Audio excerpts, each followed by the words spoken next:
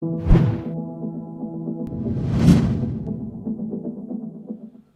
welcome guys. I've met up with the team from Satoshi Games and we're going to have a discussion about Lightning and what they've been working on.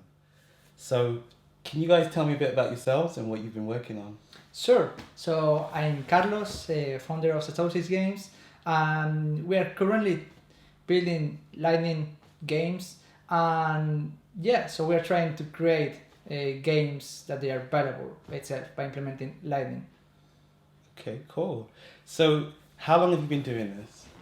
Oh, well, we started in maybe August. It was August, July, something like that of the last year.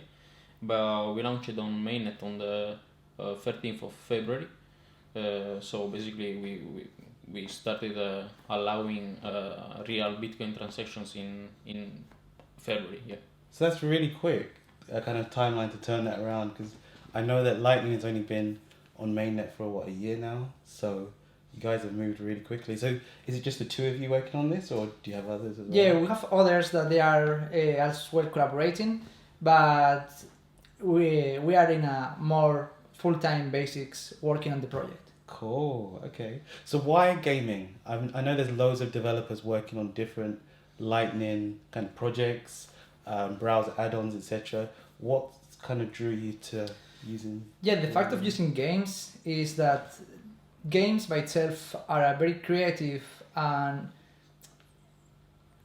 powerful tool to interact with new technology at the Sure. beginning. I would also add that Lightning technology is a technology that fits very good with gaming and also solves some of the problems of the industry.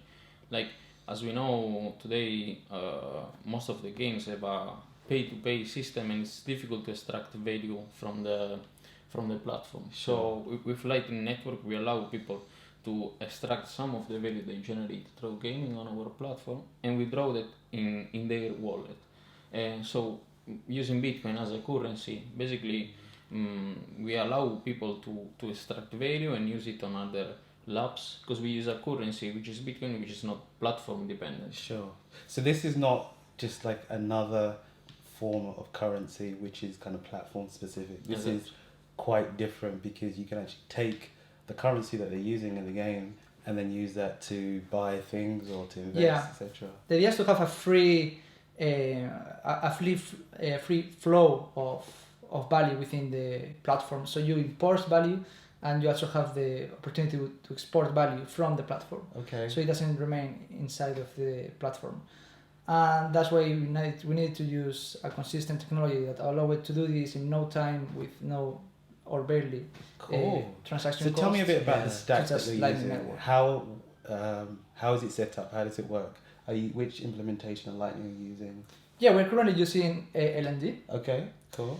and we have the instance of LND through BTC Pay Server Okay. Yeah. because in the future we want to implement more complete features such as the crowdfunding or the marketplace for the community based on the Okay. BTC Pay Server backend they already have prepared. Ah, So we okay. want to maximize the utility of Lightning Network using the instance of BTC Pay Server. So tell us about the games that you have there. What type of games and who are the type of people that actually use these games?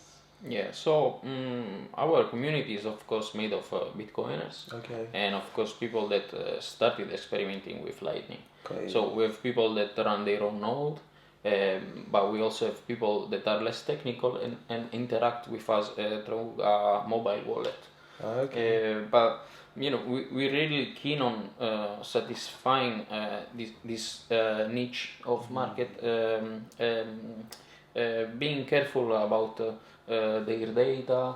Like for Okay. example, we use an authentication system for users which is not based on email and password, but And why is that?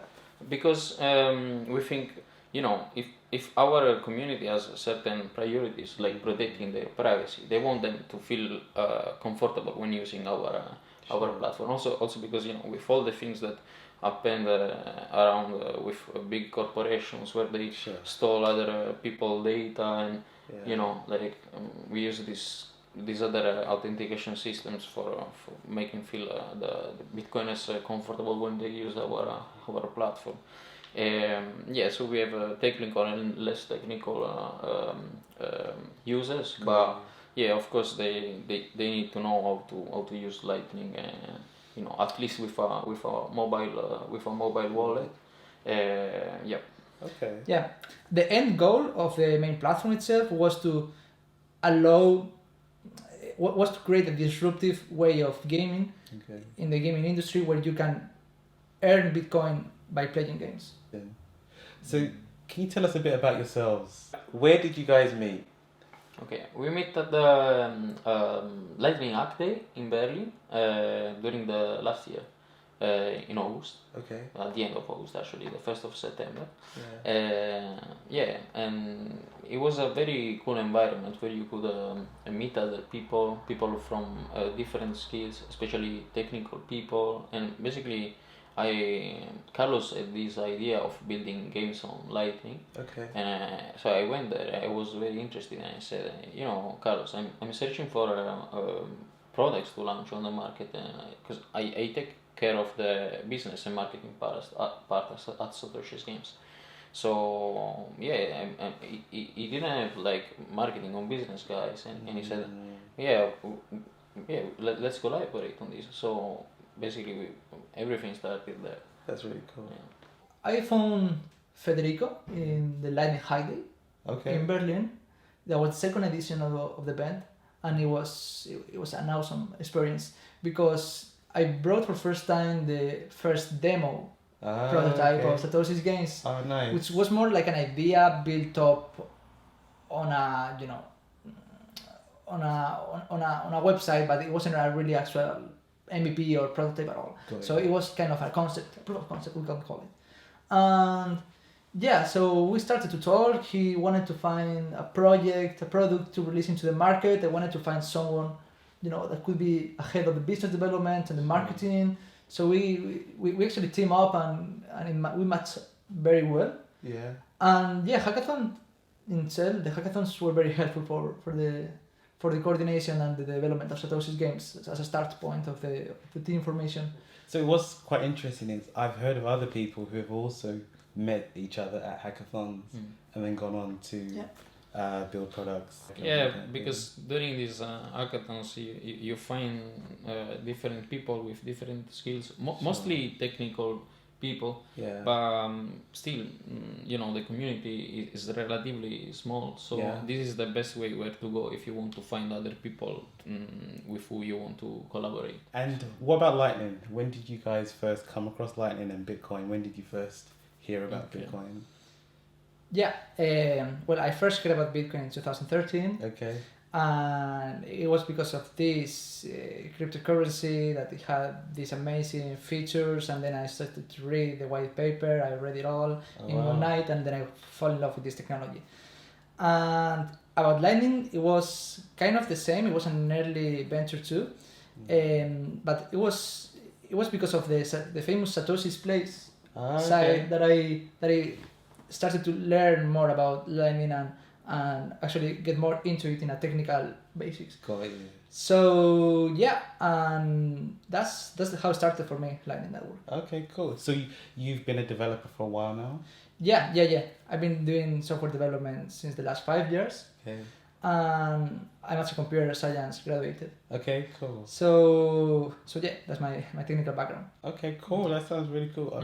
About me, I got into Bitcoin when I started realizing how important this technology could be in decentralizing the financial system. And I like the fact that people can finally, be the only manager and actual owners of their money. Sure. And then, the scalability issues started. And all the people started figuring out how to solve this problem. And then, so that's why I started studying Lightning Network. Okay, cool. I mean, what sounds really interesting about both of your stories is that once you heard about Bitcoin, it just clicked, right? Yeah. So I know there's some people like myself who first heard of Bitcoin and just passed on it. I thought, okay, sounds okay, but like I didn't really get it. And I didn't actually read the white paper initially. I wish I had, but it wasn't until years later that I kind of came back to it and thought, this is something really special. Yeah, I heard of Bitcoin also before actually starting experimenting with it. But as you said, I didn't read the white paper in the beginning, and so if you want to really understand how Bitcoin works and what is potential, you have to practice with it. And is this like a full-time effort, the two of you or the three of you on this, or is it something you kind of do alongside other projects or work or study? Yeah, in full-time basics is basically Federico and me doing Okay. it. And then other ones that they have their own full-time job, and then in their own free time they can commit to the project. Yeah. They do it. Such as Dan, which is in California, or Kilian, who is in France, and he sometimes does some development too. Cool. So yeah. And how easy is it to kind of connect with other developers or find developers or marketers that kind of believe in your vision but also have the right skill set? Because I know that with Bitcoin there are developers out there, but perhaps it's not quite easy to connect with them. I think one of the best ways to find right developers is in physical hackathons, that you can find the people and talk to them about their interest and motivation. But this doesn't take out the option of finding them online, Sure. such as startup websites such as AngelList. Okay. Yeah. That's for example one of our biggest focus to attract attention of other developers. Got you. Okay. And yeah, so it's kind of a combination of both. So at the Advancing Bitcoin conference, we didn't have a hackathon, but it sounds like we should have a hackathon for the next one, right? Yeah, Yeah, I that think looks so. pretty cool. Okay, so what's next for Satoshi Games? What's the kind of the roadmap? What can we expect to see? Yeah, you want to go or? Yeah. So basically, now we're working on a new platform, Okay. which is a platform that aims at involving indie developers that want to build Lightning games Okay. in an easy way. Like, because when you build Lightning games, what you need to do is launching your own node, and you need to manage the liquidity. You need to manage inbound and outbound capacity, and it's something that takes time and effort. And also, if you're just a game developer, it's something that maybe you're not very keen on. And so one thing we're doing is launching an API that allows developers to launch their own Lightning games without having to launch their node and managing the liquidity of their node. Tell us a bit more about Satoshi Games, the actual games that you have on your platform. What games are they and how do they work? Okay. So the first Lightning integrated game we launched was Super Bro. Okay. Which is Love that.